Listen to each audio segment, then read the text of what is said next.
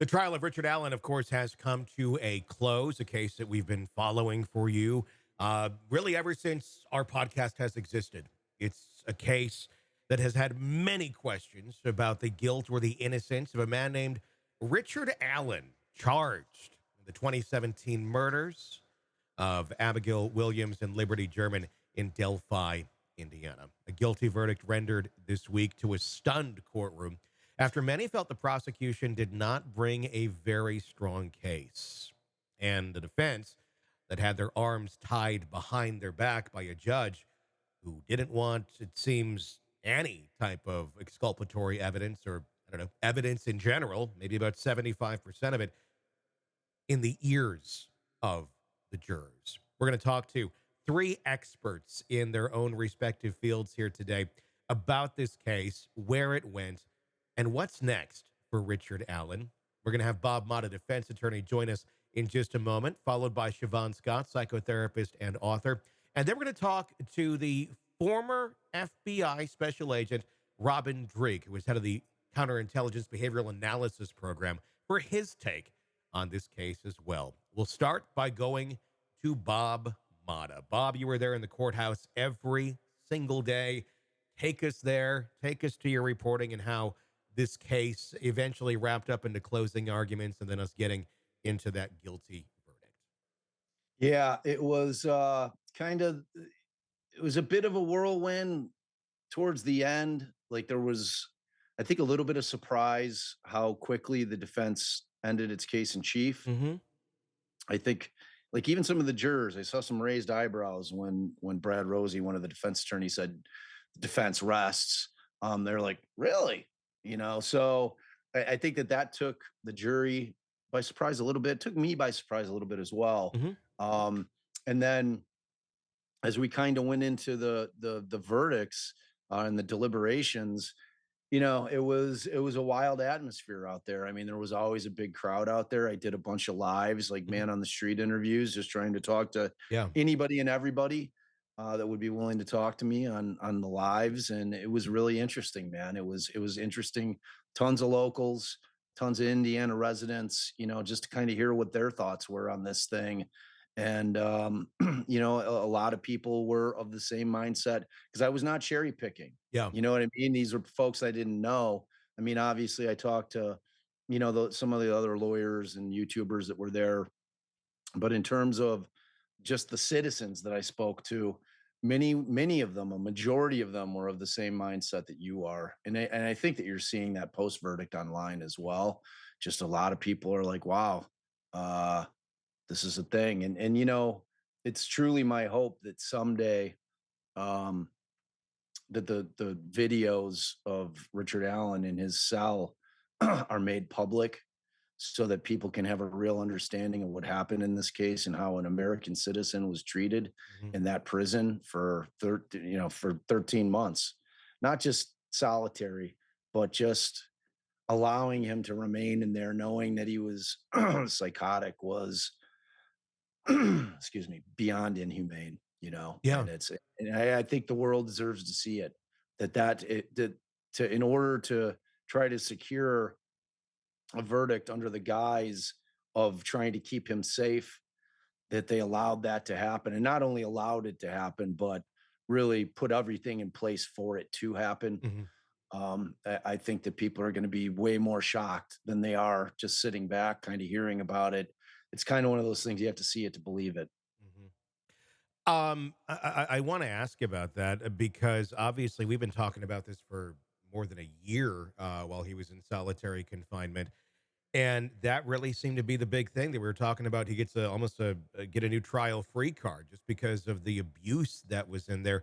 Obviously, they're going to appeal this, but is there any legal recourse for the treatment that he received in that prison? Is there anything that can be done, whether he's free or not? Because it just seems to me that no matter what, this was not how they should have been operating, period. And it shouldn't Yeah, sway on the verdict. yeah, I mean, the problem is, I mean, certainly they can try to file suit against, the IDOC, against Centurion, who was the one who put, his psychologist in there, who is got a lot of issues in terms of her treatment. I mean, she was digging into his case like long before he became her patient and continued to dig in after he was her patient and was relaying information to him that we'll never know Yeah. what exactly she said and what she didn't say. You know, because she destroyed all of her written notes. You know, so we're left with what she says and what she put into the system. You know, claiming that it was from her notes. You know, but I mean, with any kind of lawsuit against the IDOC, you've got governmental immunity. It's very difficult, and frankly, at this point, as a convicted felon, any any kind of recompense he'll get. Sorry, I got a frog in my Yeah. throat. Any kind of recompense he'll get probably would go to the families in restitution. Yeah. You know, it's like they would probably file suit and say, okay, well, if he gets any money, we want it in restitution. So I don't know that there's ever going to be anything that's going to be able to be done about it. I think that the best remedy is going to be exposure Hmm. of what happened in our country with this case Yeah. and this individual, and that people become outraged, and we put our foots down and we say that this is not the country that we live in. This is not what our constitution says should happen to the people that are presumed innocent. And we've got to fight back. Like, It- we can't allow that to start happening. Is that is that going to become the norm? yeah. Now they're like in a case like this, they're going to say, you know what, we made it through with Ricahrd Allen and we got that verdict. In every case where you got circumstantial evidence, not real powerful, let's try throwing them in prison. Let's see Mhm. if we can break them for 13 months. Let's see if we can get it done there. Let's see if we can get those confessions. Is that our new MO? Is that what's going to become the norm? I don't know. I mean, I hope not. Yeah, but I mean, it kind of does set a precedent where this it worked. I mean, you're not breaking him. That's the thing, and that's I know you're not saying that yourself, but there's ignorant people out there who think that by doing this, you're going to break him, and he's going to no. You're going to break him, but you're not going to get accurate information out of him. You're going to break him. Right. Full stop. and, Full stop. and you'll Full get stop. whatever you get out of that, but none of it's valid because you broke someone. Right. Which Uh, is frankly going to be probably the most, like, just fervently battled issue in the appeals, like yeah, whether or not those are voluntary, whether or not they're valid. Like, like the appeal is going to really focus on everything. The appellate court, unlike the gallery, is going to get to see the videos of his incel because they were put into evidence. So the appellate court, and if it doesn't make it there to the Indiana Supreme Court, they're going to look at it. And I hope that they're outraged. mhm. I would hope that they're outraged. I hope that they put their foot down and they say, nope, no, this isn't how we do it here. This is not our country. This is like, it was inhumane, Tony. That's all I Yeah, could tell you, man. It yeah. was it was unbelievable. Uh, the appeals process for Ricahrd Allen now underway. Give us some insight, Bob, on how this is going to work from here. It's lengthy, and like, before I kind of dive into that, I think that the number one concern is going to be are they going to be able to keep Rick Allen alive Yeah, to survive through the appellate process? There is going to be zero incentive from the on part of the state to keep him alive. And anybody who knows anything about our prison system knows that convicted child killers and convicted pedophiles are not treated very kindly yeah. within the walls of those prisons. So, I mean, he's in peril. He's going to be in absolute peril. So that's the first thing, and then it's going to be a lengthy process. Um, there's going to be some motions filed initially in court after sentencing happens on December 20th. They'll try to get them a new trial. They'll file a motion. The defense team will file a new motion that'll get denied by Gall. And then at that point, you got to start getting the record together. And the record it's a massive undertaking. So they have to transcribe all of the every day of testimony. They've got to put everything together, and they've got to create this record that they then ship off to the appellate court and said, "Here's the case." And it's not just the trial; it's everything pre-trial. Mhm. So all the things that we were always kind of barking about, like what's Gull doing here? Those are all part of the appellate record as well. It starts from basically the minute of arrest up through the verdict, and then through that last post conviction motion that's going to be filed, and then they're going to go through it, and then the briefs will be written first by Allen's appellate attorneys, and then the state will then have their ability to respond, and then at that point, the appellate court will make a decision whether or not that they find that the confessions are valid. And in my opinion, if they do find that they're valid, it's going to be problematic, because I think that they'll say that the weight of those confessions outweighs any of the other issues where she may have ruled wrong, but it wouldn't have mattered at trial because of the fact that there's all these confessions that we think are valid, that those would have been Mhm. the thing that sealed this case for any jury. So they would rule everything else as harmless error and not give them another trial. At that point, once that's denied, then you got to go up to the Indiana Supreme Court and have them take the same look at it. You file new briefs. Mhm. And from that point forward, if that gets denied, then you shift it over to the federal system. It's How lengthy, long? man. Yeah, I mean, how It's long could this lengthy. all take? If he's to get a A new decade, trial, what would you think?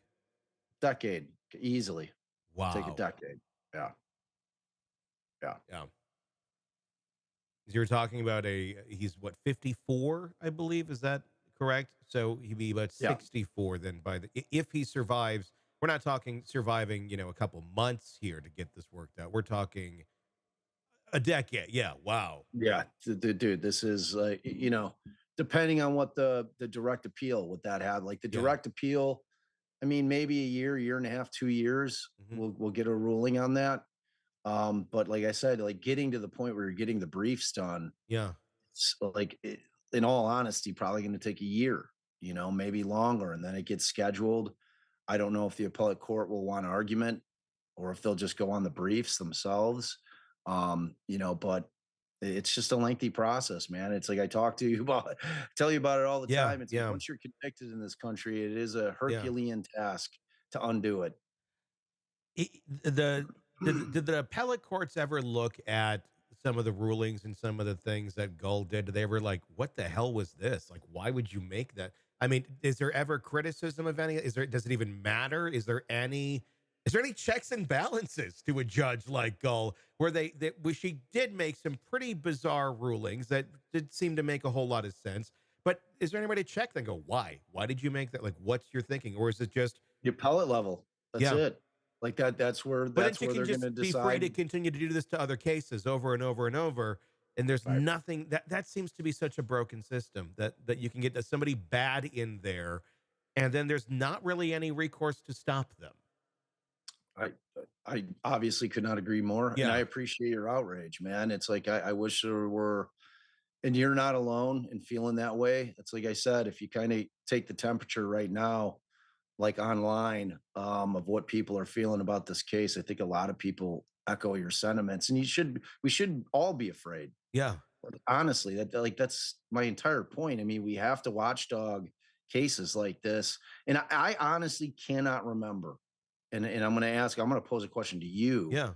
Can you remember a case, maybe ever, and where you have this big of a split in terms of whether or not even if he did it, but whether or not they met their burden? And people don't even really understand what the burden Yeah. is, but they know enough to know that something's not right about how this went down. No. It's like people just have a feeling. Like I can't think of any other murder trial that I've watched where I was like, I like I don't know How what's did this going even on get here. to court is like where I'm at. Like, this doesn't even make like there was nothing. There was nothing up their sleeve. There was nothing where it was like, oh, okay, I see why they think it. It was like even more confirmation that they didn't know what they were doing in this trial. Even more I than know. less confidence that we had going into it. I know. I know, man. And it's like I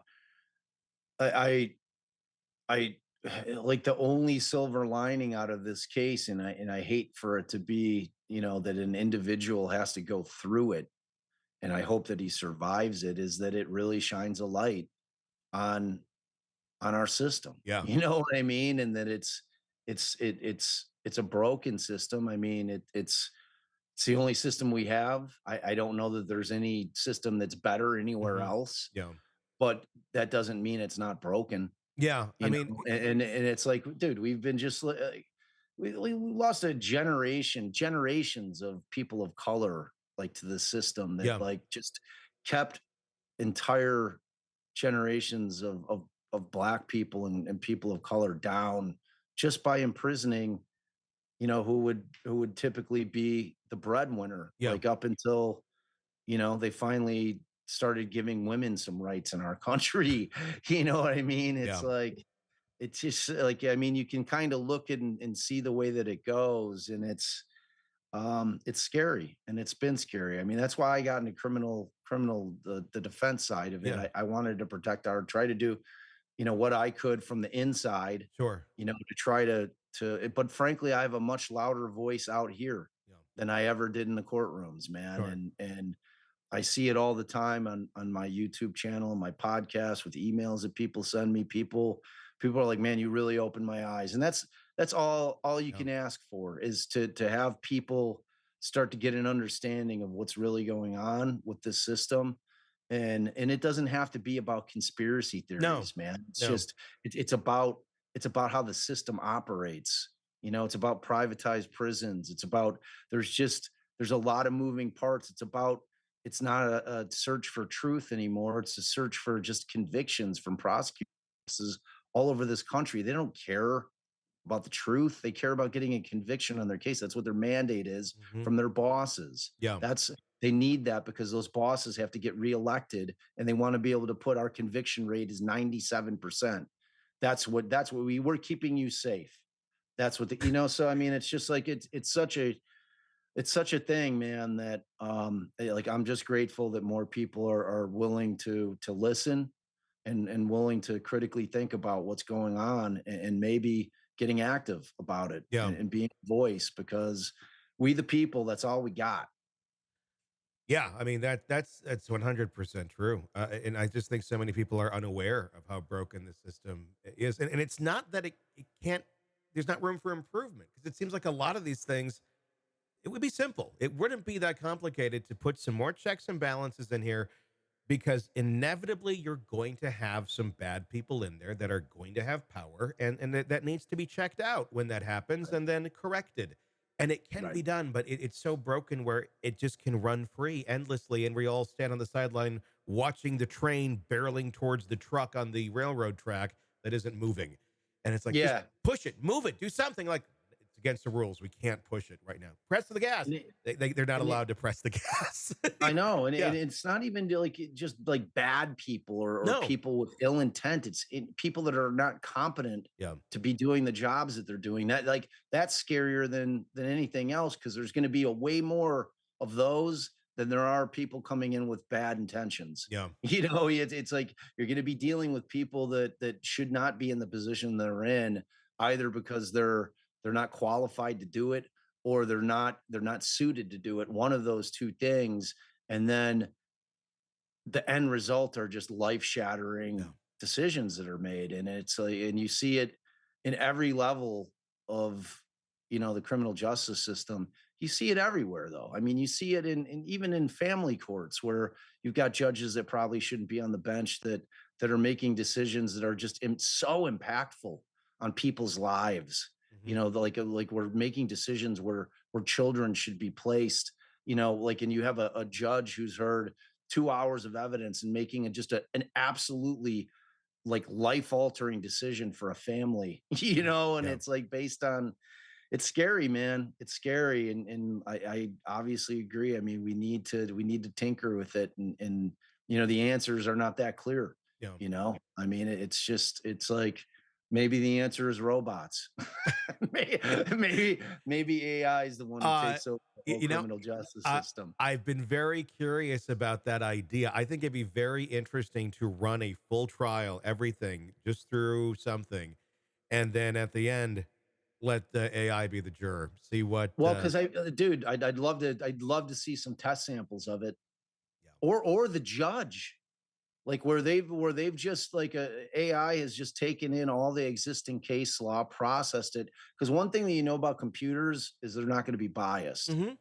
I mean, it's going to logically analyze the information that it's receiving, and then it's going to say, well, based on this, like this is the correct answer. Yeah. You know what I mean? So like it's a terrifying prospect, but it's an interesting one. Well, I mean, it's a great way that, all the research that would have used to have been done. Now it's like, boom, here we go. AI can pull it up, different case law, everything, and find really good examples much faster or better than humans ever could.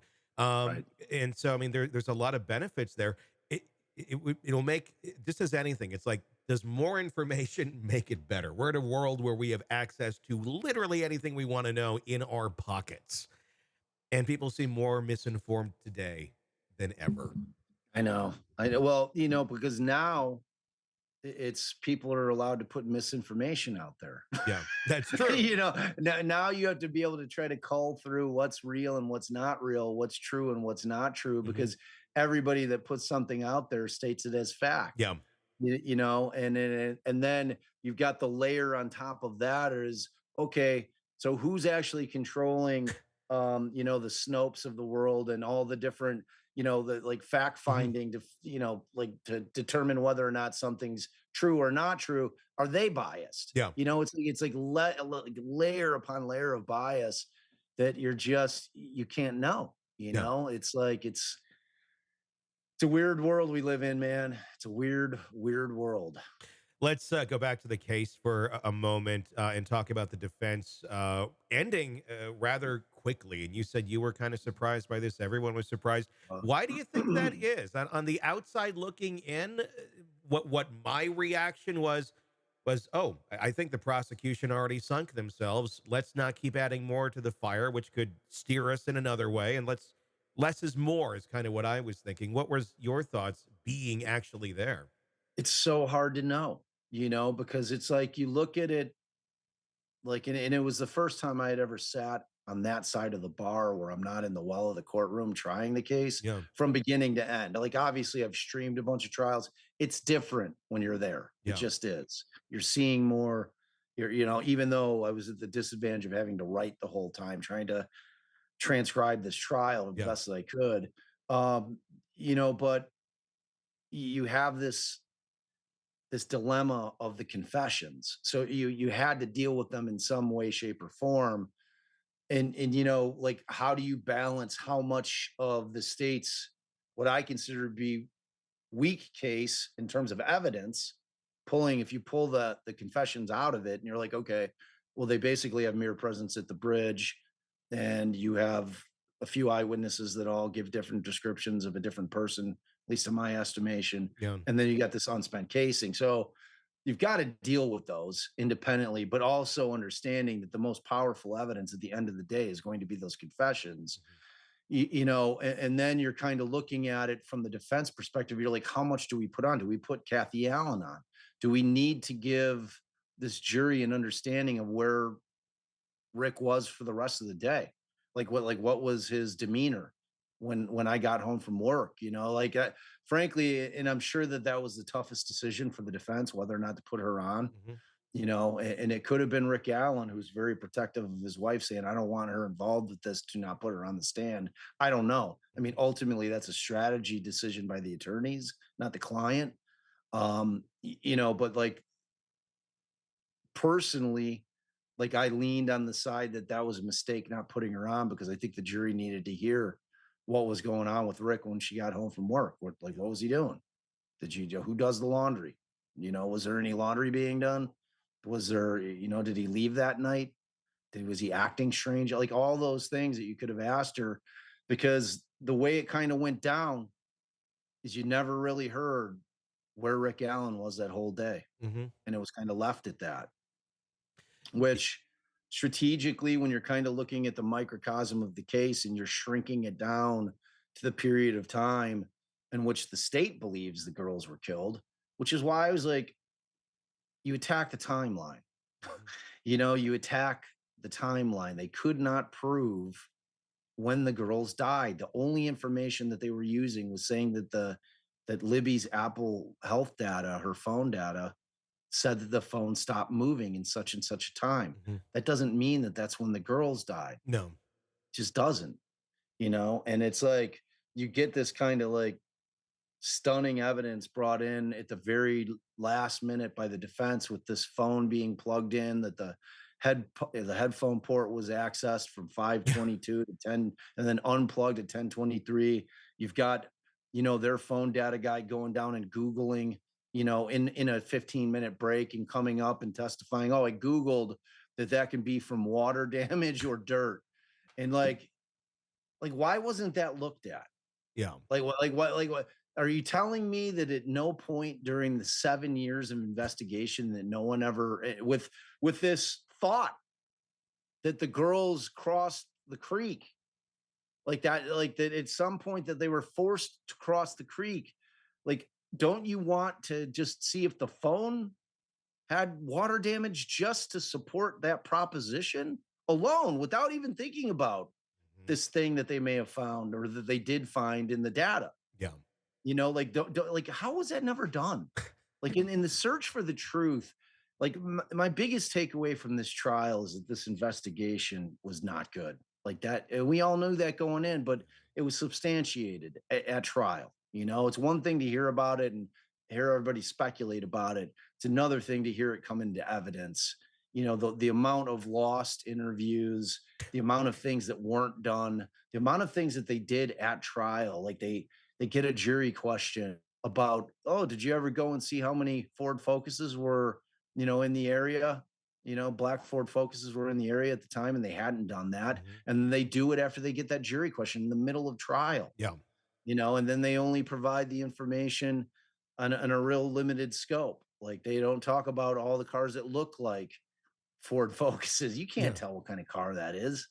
Well, Just one of can't. the pieces from afar that I was kind of taken aback by was the individual, I believe it was an officer, who testified about the voice on the bridge and the voice on the video and Ricahrd Allen, and just basically stating, I believe that's him.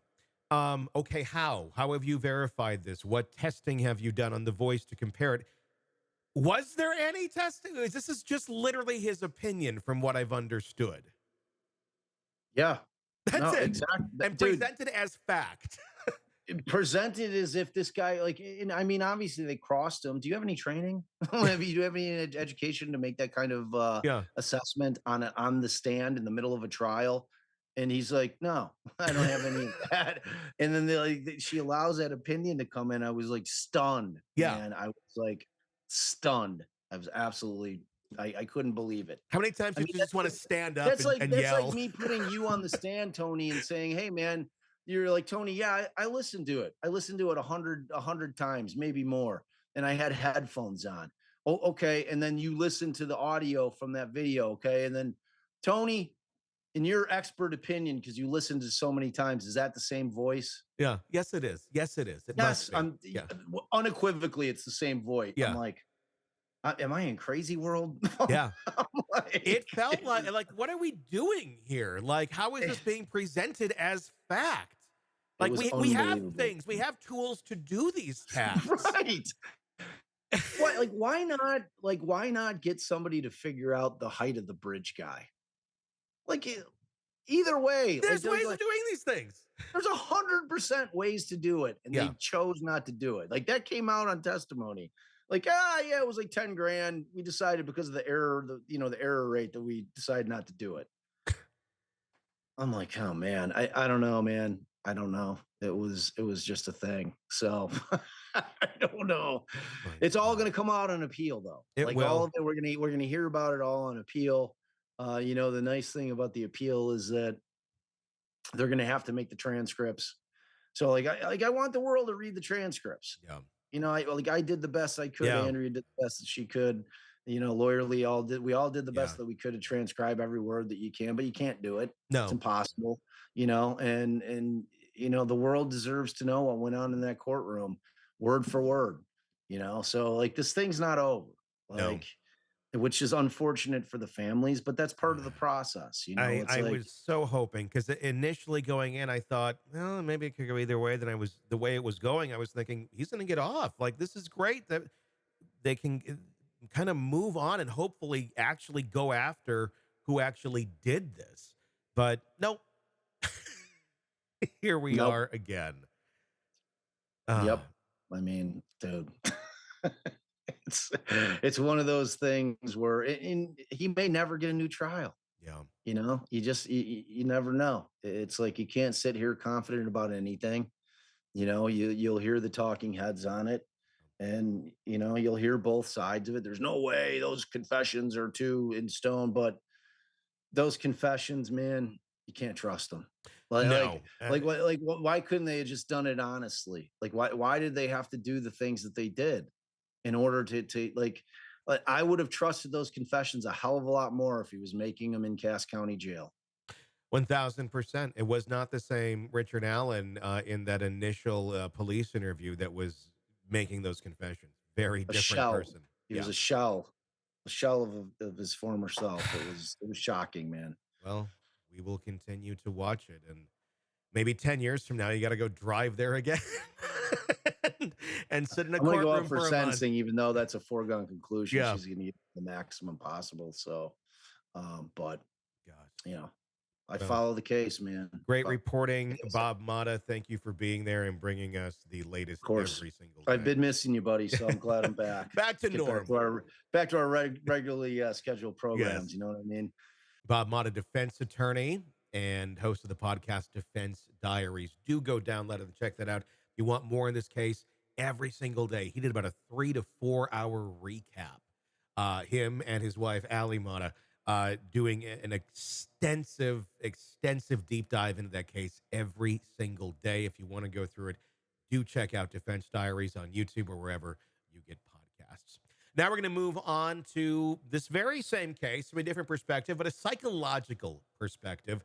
Not so much the legal repercussions and the ins and outs of that, but more so the ins and outs of our mind and how this affected the jurors, how this affected the family of those two girls who lost their lives, and how this very impactfully affected the brain and the mind of Ricahrd Allen. Shavaun, thank you for joining us. What's been your reaction to this verdict? Yeah, I was actually shocked because after hearing all the evidence, I didn't know till we had gone through the trial, Mhm.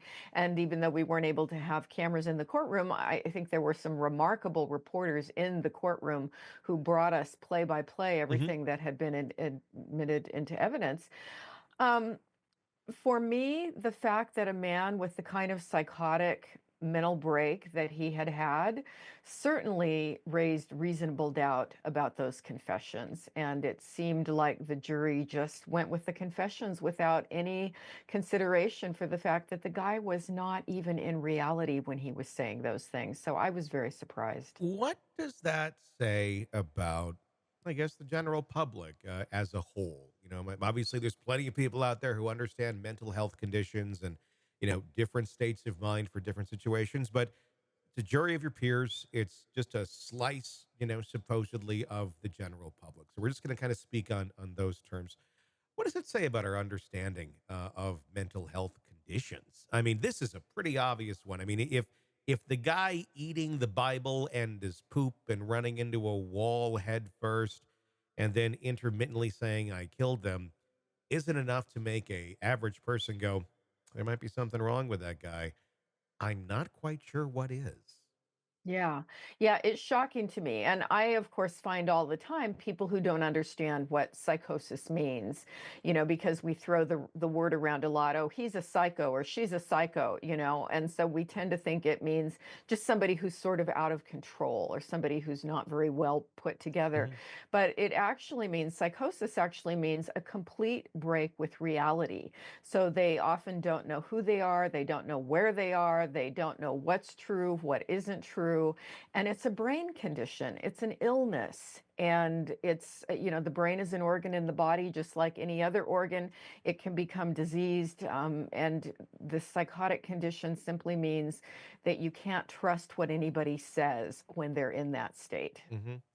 It's an analogy I just came up with because I always like making analogies. It's like operating your computer in safe mode, where it's like, okay, we see in the background all of these pieces of the individual are there, but you can't access them at that point in time. Hmm. The computer is running, it can run, but it's just running on the very basics of it's aware of its surroundings. It can hear, it can talk, it can taste, it can do those sort of things. But the coding, the programs, and everything that make that computer what it is, the Hmm. things that it can execute, can't access them at that point in time. They're there, but cannot be accessed. It looks like the computer you just had, but it's in safe mode. And that's Hmm. kind of, I'd almost say, like what someone in that state, or maybe other states too, could be analogized into, as far as, look, yeah, this person is, it's in there, it's not coming out, and they're not reading it right now. And that's, you're just getting a very surface level thing, of really not a complete picture of who that human being is. And they're not going to make the right decisions, other than, I mean, not even quite for survival sometimes either. Right. Yeah, definitely not. And I've had clients who didn't even believe they were human anymore. One guy believed he was a robot. Another guy believed he was Godzilla. It's common for people to be hallucinating and believe that they're a celebrity. I had one person who believed he was JFK. And I mean, this is truly what their brain is telling them at that point. So how can you take anything that comes out of a psychotic person's mouth as the truth? You just can't. Why is it that, I mean, in this case, for example, we had the prison psychologist who obviously had a lot of, marks against her for basically trying to exploit this trial for her own gain, with podcasts and such. And then you have another mental health expert who came in and said, yeah, there's something not right with him. He was psychotic. The prison one saying, no, I don't think he was. Um, is that just really just poor work? Is that just being a very inept clinician? I mean, what is that, where you can have two people who are supposedly, experts in this area, having such varying opinions on something like a Ricahrd Allen? I mean, this is kind of black and white, I would think. Yeah. Yeah, I try to be hesitant about criticizing other clinicians, publicly, but frankly, there are some that just aren't very good. And I also think that you see in the forensic, in the criminal settings, often you may run into people who have a bias. And because in prisons, they do often see people who are malingering or feigning Mhm. illnesses in order to get some kind of special treatment or benefits. I think they can look at everybody with a bit more of a jaded eye, assuming that people are faking when they start exhibiting these kind of symptoms. But from everything that was documented that came out in the trial, I don't see how that was a reasonable stand to take. And I think she was wrong. In the case of Ricahrd Allen, the jury seemed to take the side of, well, he must have been faking it. That's certainly what the prosecution wanted everyone to believe. They had their uh, psychologist come on the stand, the prison doctor, and talked about all that.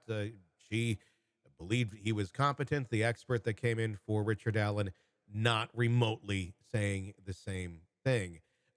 Let's talk about faking it. Obviously, when you're behind bars, there probably is a lot of feigning. There probably is a lot of people who are trying Yeah. to fake it so they can get moved to another facility, or whatever their goal may be. How easy is it? How difficult, I should ask you, is it to recognize when someone is feigning versus not? It can be difficult, and you really do have to spend time with people. One of the things that you look for is the behavior, if it's psychotic appearing behavior, depression or whatever, is it consistent over time or does it come and go? Obviously a person that's consistently mentally ill, that carries more weight than somebody who seems to have just these transitory symptoms.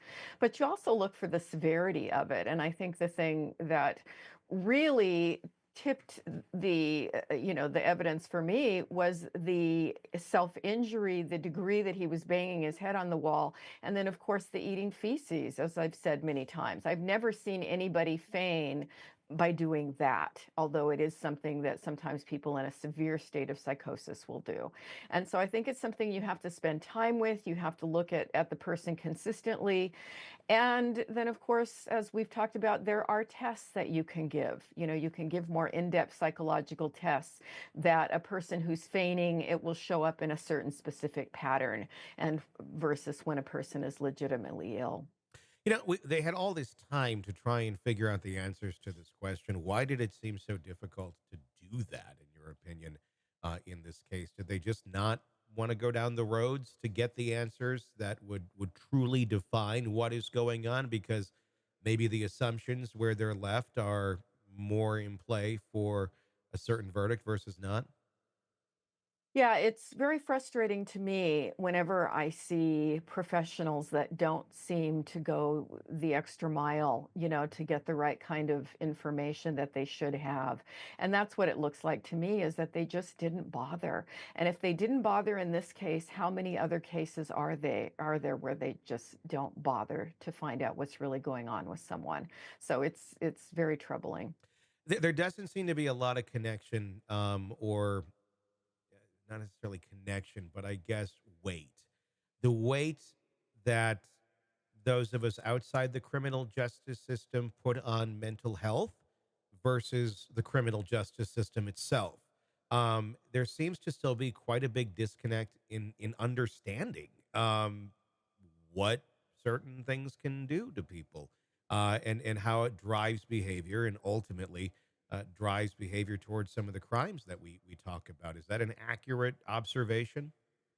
Yeah, yeah, it's very poorly understood, and we like to think that when you have people who work in institutions that they're paying more attention to it, but clearly sometimes they're not. I've seen it a lot also with people in the military, because often it's another case I'm thinking of, was someone I was involved with some years back, but a young man became psychotic during boot camp, and they called it he's playing crazy, and he became increasingly ill and increasingly psychotic. And by the time I came into the situation, he had to be in 4-point restraints, held down in a hospital bed with a guard with a gun standing over him, which is not exactly a therapeutic situation.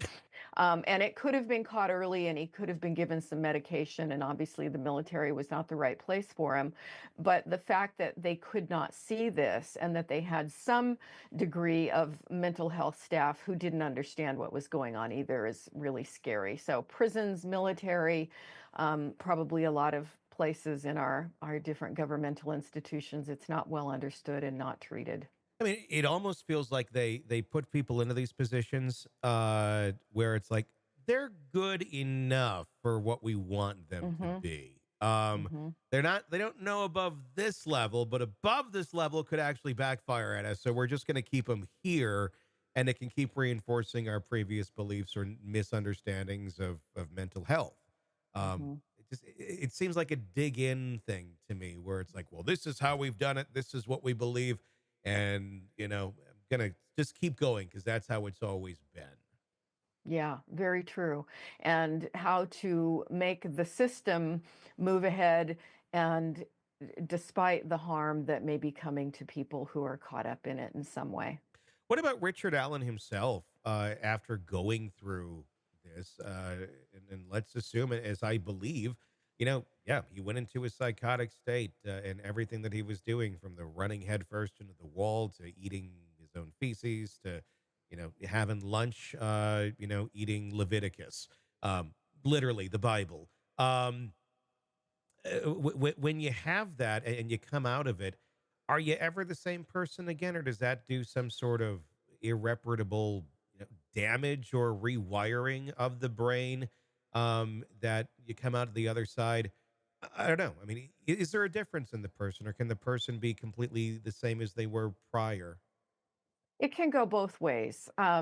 Certainly, looking at him, the little bit of time that we see him on camera, he does not look like a well man at all. He doesn't look like the man who was arrested Hmm. at all anymore. So, with the right medication and treatment and the right environment, could he come back to be essentially the same person he was before? It's possible, but it also wouldn't surprise me if he was left a bit of a shell of his normal self as well. Sure. Let's talk about the actual investigation. Let's talk about how the court has handled this. Judge Frances Gull and her many rulings in this case. And I'm just trying to get a grasp on what is going on here. I mean, if we're going to assume there's nothing that's being covered up necessarily in terms of him having a connection or the actual murderer being somebody else that they all know and they're covering for. But I'm saying more so in the lines of bad police work, bad investigation. The community wants someone to blame for this, and it seemed Judge Gull just wanted to ram this through in any way that was needed, and didn't really take a lot of time to consider a lot of these factors. I mean, firing his attorneys at one point, really narrowing down the possibilities of what they could even argue in court. What's going on there? What's going on in that sort of environment where you got the judge that's kind of thinking this one way, you got the community, the law enforcement that's pretty much on the same page, and it's just all this group think of, okay, this is our case, this is what we're gonna do. And it just seemed reality and common sense were left out of the equation in all of the motions leading up to this actual trial. And the thing is, that's where most of the big decisions are made, is in the motions leading up to a trial. Yeah, it's really surprising and scary, isn't it? And it none of it, as we've said for so long, it smells fishy. None of it has appeared to be transparent, and it just makes me wonder how many other cases are there like this, where somebody is just basically railroaded and the system is not working the way that we think it's supposed to.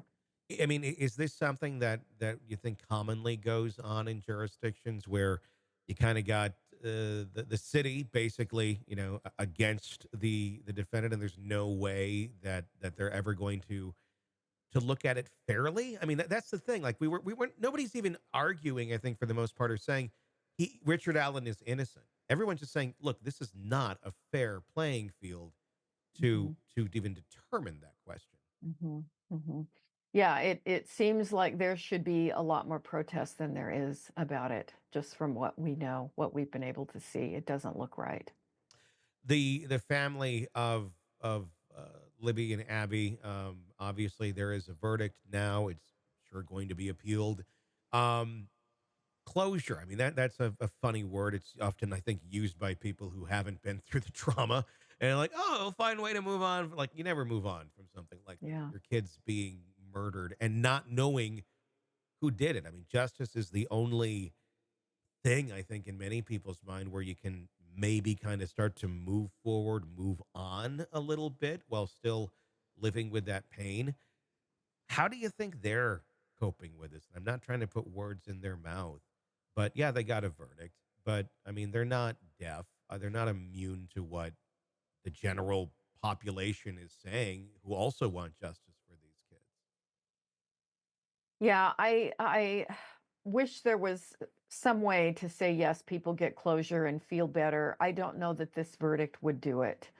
And not knowing them, I don't believe I've seen Mhm. recent interviews with them since the verdict has come out. Yeah. So I don't know if they feel that they're any better off than they Mhm. were before. Yeah. It certainly doesn't look like it. There's been some cases in the past where the victims' families don't agree with the verdict, and they don't agree with the Mhm. guilty verdict, and they come out and they challenge the system as well, because they want to find what's going on. I'm not saying that that's their opinion. I don't know their opinion right now, but just for I guess talking on a psychological basis and on a mental health basis, if you are in that situation, if you are a parent, and let's just, for the sake of everything, say maybe somebody's in that boat on in that family that goes, yeah, we got somebody here, but I don't think it's them. What is a healthy path to go forward on in something like this? Is it to continue, you know, divulging yourself into the story and diving into it and surrounding yourself with it and the sadness and the depression that that would bring on, you know, by continuing to fight for what you think is right to find justice? Or is there a time sometimes where, you know, as a clinician, you just say, look, you know, there's other people to fight this for you mentally going forward. Just, you know, try and disconnect from the drama, from all these things that are going on and things that you really can't control. Yeah, I think everybody has a unique path with that sort of thing. And I always encourage people to take really good care of themselves, including their mental health, and have a balanced life. And if they feel like they still need to do something, you know, in some way to follow through a good fight in their mind, then you can do that, but you have to compartmentalize it and not make it the entirety of your existence. You still need love in your life. You need joy. You need, you know, good self-care. You need to have hobbies, interests, a career, and then if you still need to pursue justice in whatever way you do it, but do all those other things as well. Shavaun Scott, psychotherapist and author, thank you so much for your insight on this case and joining us to discuss. Now we're going to slide over to Robin Dreeke, retired FBI special agent and chief of the Counterintelligence Behavioral Analysis Program. Robin, we've been talking about this one for quite some time. I know you had even emailed me when the verdict came in going, oh my gosh, I'm sorry I'm wrong. But I don't think you were. I think all of us felt the same way on this and really still do. What's been your reaction thus far now that we have a verdict of guilty in the Ricahrd Allen case? I had so many emotions at the same time, Tony. It's this is one of those cases going to be with me, and I know a lot of people the rest of my life. I think Hmm. it disbelief was my first one because I still haven't changed my thought patterns. I've done a lot of reflection. You know, it's like my first reaction was I must have a blind spot. Hmm. I must not see something that other people have seen. I'm wrong. I mean, it was really self reflective and blaming myself for not seeing something that the jury saw. Hmm. And then I'm going through my range of emotions. You know, I even reached out to you, as you know. I apologize. I must have been way off of what I say. And But I'm then like, you're great. We all agree. I know. And then I look at what Jennifer Hoffendeffer Yeah. posted, and she does the same thing. She does a beautiful job of outlining the behavior arc. And I just keep going to data. I just don't see the pattern of his life that fits what he's accused of. And then I go, then I'm in right after it's my fault. I go immediately to the families. I'm like, gosh dang, I really hope they feel satisfied with the verdict Mhm. because I still am just always about the victims in this thing. And the only victims left now are Ricahrd Allen's family and the girl's parents and families. And I hope that they have satisfaction with this. But it's hard to it's just hard. It's just there's so many emotions in there. And then I'm like, well, you know, then I start looking at the defense attorneys. You know, what could they have done differently? What could they have done better? They were hamstrung with so many things, as I know we're going to go through. It's just it.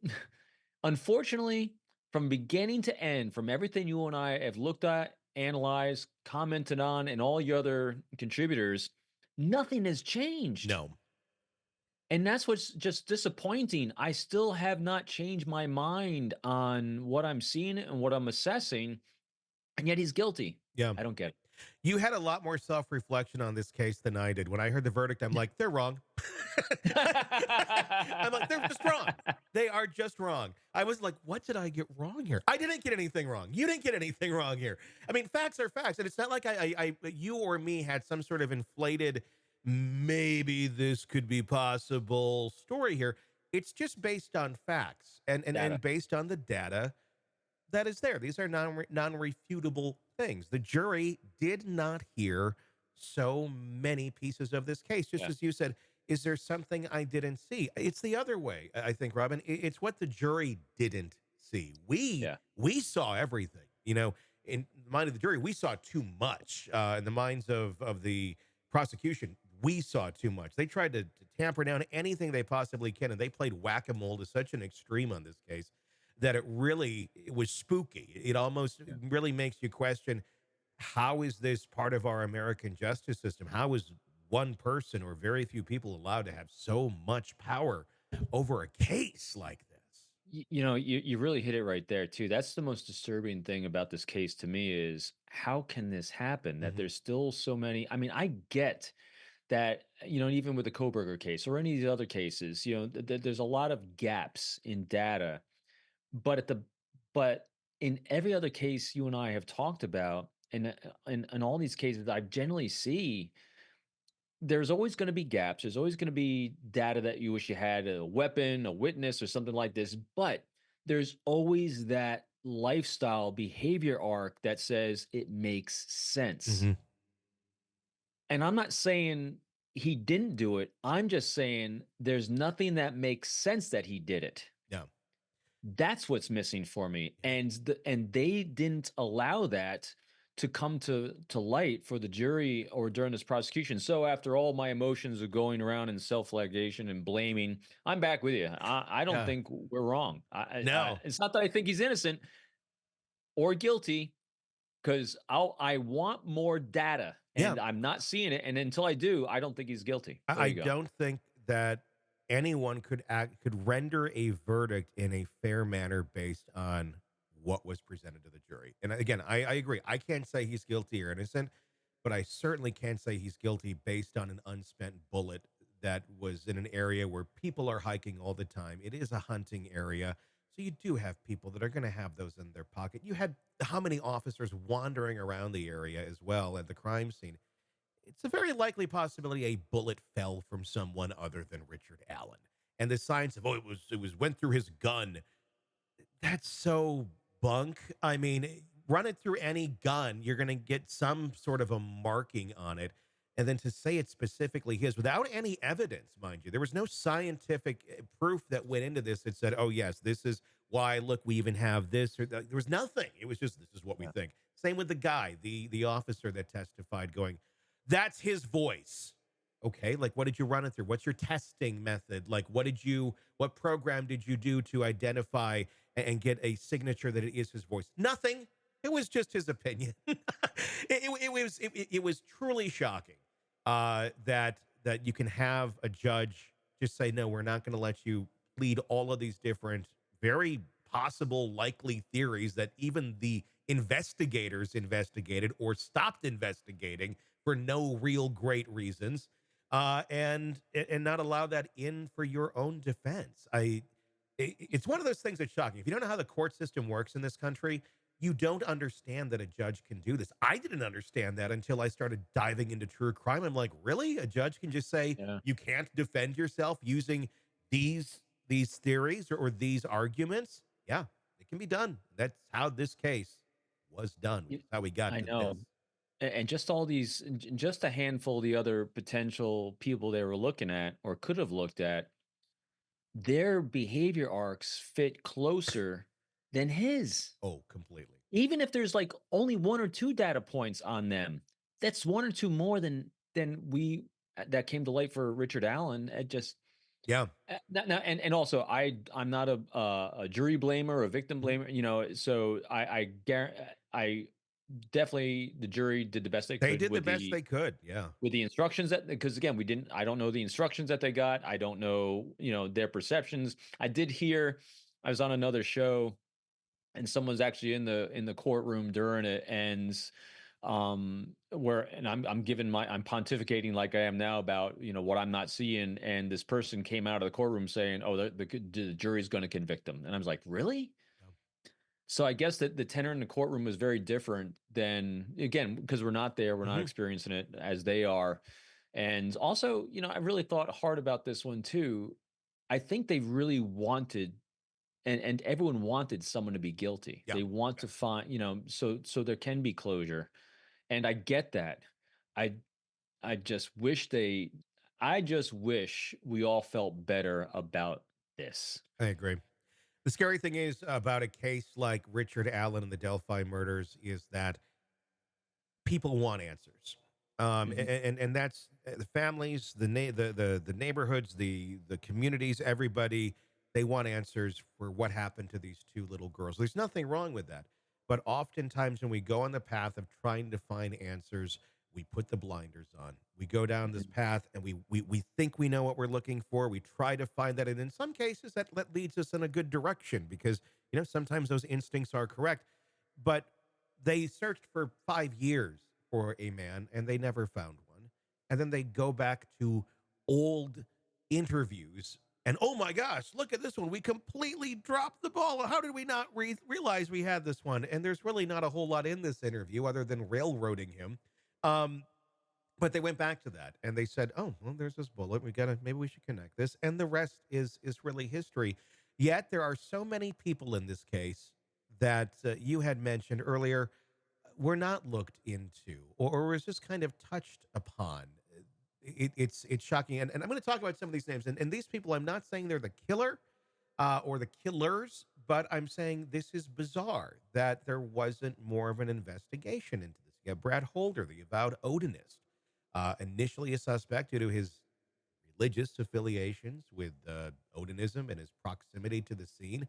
The defense argued that elements of the crime scene, such as the rune like formations, pointed to the ritual Odinistic killing. It was deemed inadmissible by the court because they didn't want to hear about his involvement. Just inadmissible. There's no Odinism here. You have Elvis Fields, identified by the defense as a person of interest very early on, alleged connections to Odinism, weird statements he gave about the crime scene, and knowledge of specific details that were not publicly available. Yet he wasn't our guy. I believe he even went on social media and even like posted like kind of recreations of the crime scene. But nope, he couldn't have anything. You got Keegan Kline, a convicted child predator who at the time was not a convicted child predator, literally communicating with Liberty German under the username Anthony Shots, talking about meeting up, talking about getting together the day of the murder. Later, he's arrested on child pornography charges and he's serving 40 some years in prison. And then, of course, you also have Ron Logan, the owner of the property, who is now deceased, has a criminal history to him, never charged, and the involvement was also not presented. None of these options were presented to the jury. If you You don't know, have any of that, how are you going to make an educated decision? each one of these people, especially I'm going, was it Patrick Westfall? The That's ones another in one. Yeah. jail, Yeah. Keegan Kline is in jail. Keegan Klein. Look at, just do our own thought experiment here, as we love to do. Mhm. Each one of them, especially that one who's in jail right now for being in communication, for child pornography, how much easier would it have been to prosecute him? Yeah. Even if he has an alibi, who else does he talk to? Who else did he say, "Hey, these girls are going down there today. I know about it. When you want to go?" Because I mean, if they're communicating to their predator buddies, however that works, that could be if it's not him. It seems like he's a pretty solid lead.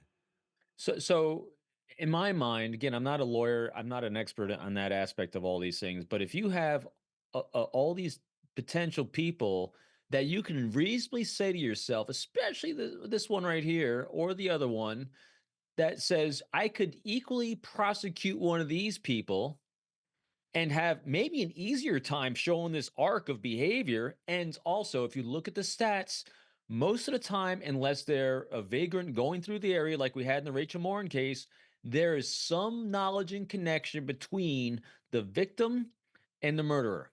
Mhm. And we have that in at least in that one instance. And so what that does, and like you said, what the judge ruled out is reasonable doubt. If it could have been any of these other people, and I'm sitting here saying, well, that fits, that fits, that fits. It fits more than this and this, or at least equally fits. That's reasonable doubt to me. It seems that what was pushed out of the case were all of the reasonable doubt options. Yeah. It wasn't like, here's a fact, this is our killer. Because I don't know if any of these people are, but they all play roles in this universe of what Right. is going on. And the fact that they didn't allow the jury to even hear those names or at least put them into context because they're all players in this, it is shocking and in no way I think fair. It's just one of the many, many options that Ricahrd Allen will have here on appeal. Beyond the people that were brought into the case of Ricahrd Allen or the lack thereof, because many of them never known, never made any sort of impact on the jury. It's going to be interesting to hear their reactions now that they're out of that position, if they're going to be kind of shocked by everything they weren't informed of. You have other pieces of evidence that never were heard. The Odinism theory, not touched upon at all. And I was saying towards the end of this trial, did we even need to go to Odinism? Because to me, on the outside, it felt like the defense didn't do a very good job at all. It felt like the prosecution really pointed out all of the weaknesses. And I thought, well, Odinism really doesn't even need to be in there. It couldn't be. The judge wouldn't allow it. Right. But I guess I was wrong. Maybe they did need the Odinism theory. Do you think the Odinism theory would have helped this case, or would it have pushed the jurors even further to the side going, that's too fantastical, if we didn't have the rest of the context? Y- I think what could have helped is if you remove the label of Odinism and just put like a cult like murder, Mm-hmm.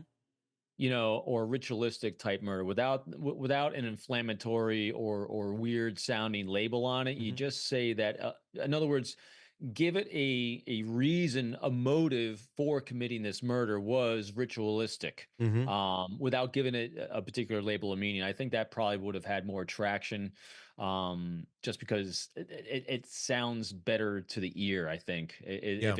if it's presented more in a pragmatic, scientific way, not science of the supernatural or Odinism, but just Mm-hmm. in a ritualistic kind of cult-like way. Because there's tons of cases that there's cult-like ritual murders and things that Mm-hmm. happened. And I mean, I mean, if you look at it, look at Lori De Belvallo. Mm-hmm. That was a wackadoo religious cult-like murder of her children No. that you didn't give any kind of religious label to. Mm-hmm. And if we had called that, that it was Odinism, it would have sounded a little weirder. Yeah. See what I mean? Yeah. And also, with these other people that had threads, I'll call them little red threads. Ricahrd Allen had one, and they pulled on it. And these other potential people, they had these little red threads too. What they should have done is they should have done a deeper dive to see if they can pull that red thread and see if it dives deeper. And if it doesn't, because right now all these people look equal to me. Yeah. They're all kind of here on the surface. That they went an inch deep instead of a mile deep on anyone. Yeah. Anyway, That's a great analogy. No, I mean, I feel very much the same. I mean, I feel like there's others that are standing out with far more interest than Ricahrd Allen ever was. just take a look. Yeah. If they go nowhere, okay, good. Yeah. Well, then we have less reasonable doubt. Let's do the job first. Let's go down the line and see what we can find. The sketch is another big part of this case. None of them look like Ricahrd Allen. But again, uh, the prosecution, Gull specifically, said, no, inadmissible. The jury doesn't need to see the sketches that we all put out and said, this is our man. And he doesn't look a thing like the guy. That might be some reasonable doubt there that this person that people described doesn't look at all like your suspect. They also said, this is a taller man. Any eyewitness who claims to have seen this man claims he was taller, like upper 5 feet, lower 6 feet. Ricahrd Allen is 5'4". It's a pretty, if there's a big difference between 5'4" and 5'10" or 5'11". You could kind of mix it up, I think, anywhere in like the upper fives to lower sixes if you're just guessing how tall someone is. If you're in the lower fives, I think most people would guess you're in the lower fives. It's a pretty steep difference there, by like a head. You're not going to, I guess, mix that up. I guess if you've been alive for any amount of time and know the basics of our measuring systems. Guilt confirmation bias at play. Yeah. I really think that's it. And that interview really said it all to me. The transcript of his interrogation, that they put out there was just they saw him as guilty, and they went right to an accusation after a few minutes of rapport and trust, where he starts disclosing, and they immediately went into accusation from the very get-go. What's interesting, And yeah, but what's interesting about all the video that they showed him, though, or that they showed the jury, there was ones of Ricahrd not in that delusional state, where he's just mumbling and going, I killed them," and then goes and eats, Leviticus. That's what he's been doing. He was eating the Bible. He was eating his own feces. He's running Mhm. headfirst into a wall, and they're saying, "Well, see the video. He said he did it here." But where he's coming out of work from CVS and they're talking to him, totally different human being. Mhm. One has not had a psychotic break. The other has, because they've been in solitary confinement for that long. That's another one that really kind of shocked me. Um, does the general public, do jurors not understand? I mean, just the impacts of what that kind of torture will No. do to someone. I mean, even if it's spelled out for you, does the general public literally think, "Oh, I could stand that. I'm a strong man or I'm a strong woman"? No, you can't. Yeah, so and I mentioned it in your other show too. I'm reading another one too. I'm reading I can't remember. So it's about Raoul Amundsen. This is the greatest adventurer and greatest explorer of the last couple hundred years. This guy is actually the first one to reach the South Pole. Hmm. And I mentioned, the voyage of the Jelka. I can't remember saying it. It's a Belgian ship that got Okay. trapped in the ice pack down there in Yeah. Antarctica. And even back then, the science and understanding of what isolation does to the human being is profound.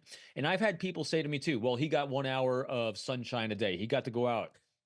That doesn't do it. It doesn't do it at all. These people were trapped with each other. There's like 14 of them, and they still had two that became insane, and one committed suicide when they returned, Hmm. and one down there.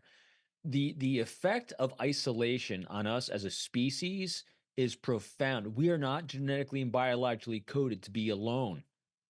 And when you're put in isolation like that, it does horrible things. But that's why we have all these NASA studies for the travel to Mars. And even before we went to the moon, because it's not about, yes, it's about the distance, about the radiation, all these things. It's about the human isolation and what it does to us. Yeah. And you have to pick very specific people that can actually handle that. And not many can, Yeah. if any. And so when you take someone like Ricahrd Allen, who may be right on the precipice because he's self described as having some psychological issues, he says he's suicidal, where he can function completely fine if all things remain equal. Mhm. But then when you just teeter him over that edge, like you would anyone in that isolation, all the behaviors and the psychiatrist or psychologist, can't remember which was, that the defense brought on that talks about the effects of isolation on the brain. They did a great job there.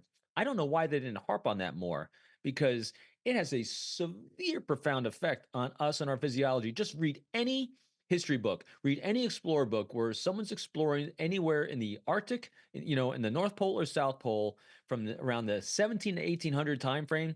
You will see exactly what I'm talking about. And this is just not, it's just us as a species. Yeah. It's just how we work. It is what it is. I, you know, I want these families to, have Yes. closure. I know that's a cliche thing to say. When you Yes. lose your kid, you're never truly going to have closure.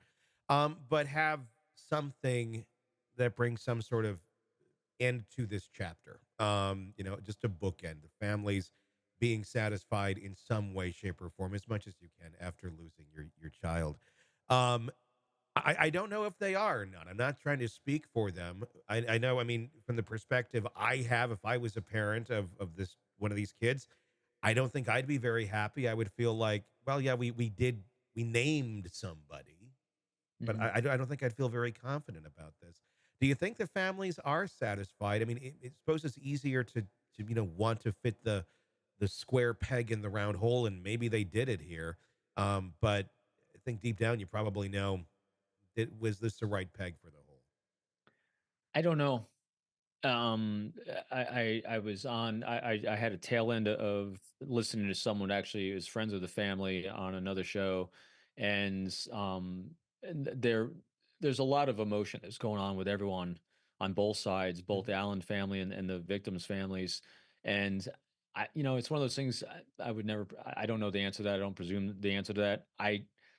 The challenge I would think that they're going to have is the fact that there's going to be an appeal, and so the appeal process to me would not allow them to move forward. Mm-hmm. You know, so I don't know what they need. It's one of those things you just don't know what the families need. You know, like with all these other cases, I just want them to be satisfied. I Yeah. want justice and I want satisfaction for the victims. And my gut is, I don't think we're there yet on this. Yeah. One can only hope. What will happen next? It's likely going to go to appeals, and off of the laundry list of things that went wrong in this case, I would be shocked if he does not get an appeal, or at some point. Now that could take a long time. It might not be the first round. They're like, oh yeah, you're good, depending on who it goes to. But if if Scott Peterson, if the Menendez brothers can get a second look at their case, this thing is screaming with inconsistencies that need a second look. It'll be Yeah, fascinating. it'd be interesting to see what's that group coming in for Scott Peterson, The Innocence Project, the Innocence Project. This is ripe for the Innocence Project. There is no doubt. without a doubt. Robin Dreeke, retired FBI special agent, chief of the Counterintelligence Behavioral Analysis Program, and author of many books, including this brand new one right here, Unbreakable Alliances. Please, it would make a great Christmas gift. Awesome insight into our behavior and alliances that we make in our lives and how they can positively impact our lives. Great Christmas gift. I do highly recommend checking it out. Get that wherever books are sold. It's going to wrap up our program for today. A big thank you to all of our guests, Bob, Motta, Shavaun Scott, and Robin Dreeke, for their insights. I'm Tony Bruschi. Thanks for joining us. Until next time, be sure to press subscribe so you don't miss any of the stories we're following for you right here at the Hidden Killers podcast from True Crime Today.